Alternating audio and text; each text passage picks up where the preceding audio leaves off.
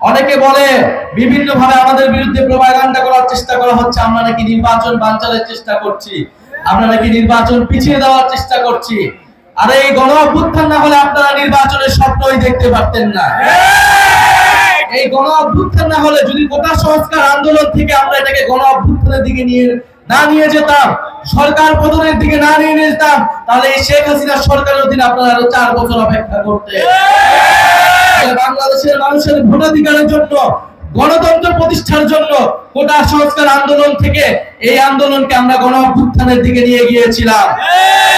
অবশ্যই আমরা নির্বাচন চাই, আমরা ভোটাধিকার চাই, আমরা মানুষের মত প্রকাশের অধিকার নিশ্চিত করতে চাই। কিন্তু আমরা বলেছি শুধুমাত্র ভোটাধিকারের মাধ্যমে, শুধুমাত্র এক সরকার থেকে আরেক সরকার পরিবর্তনের মাধ্যমে আপনার আমার জীবনের কোনো পরিবর্তন হবে না। আমরা বলতে চাই, জুলাই সনদের মাধ্যমে আমরা এই 5ই আগস্টকে সর্বদলীয় ভাবে সেলিব্রেট করতে চাই, উদযাপন করতে চাই। তাই যারা নিজেদের দলীয় স্বার্থে এখনো এই জুলাই সনদে ঐক্যমত হয়নি, তাদের প্রতি আমাদের সাদর আহ্বান থাকবে, জনগণের স্বার্থে, দেশের স্বার্থে আপনারা ঐক্যমত পোষণ করুন। কারণ সংস্কারের জন্যই, পরিবর্তিত বাংলাদেশের জন্যই মানুষ রাজপথে নেমে এসেছিল, মানুষ জীবন দিয়েছিল। জীবন দিয়েছিল আমার রিকশাওয়ালা ভাই, জীবন দিয়েছিল আমার গার্মেন্টসের ভাই, জীবন দিয়েছিল আমাদের পথ শিশুরা, জীবন দিয়েছিল আমাদের বোনেরা, জীবন দিয়েছিল শত শত ছাত্র তরুণীরা। প্রিয় জামালপুরবাসী, এই জামালপুরে একটি একক আধিপত্য তৈরি করা হয়েছিল। জামালপুরে ভিন্ন ভিন্ন রাজনৈতিক দলেরা কথা বলতে পারেনি, জামালপুরে ভিন্ন মত পোষণের কোনো সুযোগ ছিল না।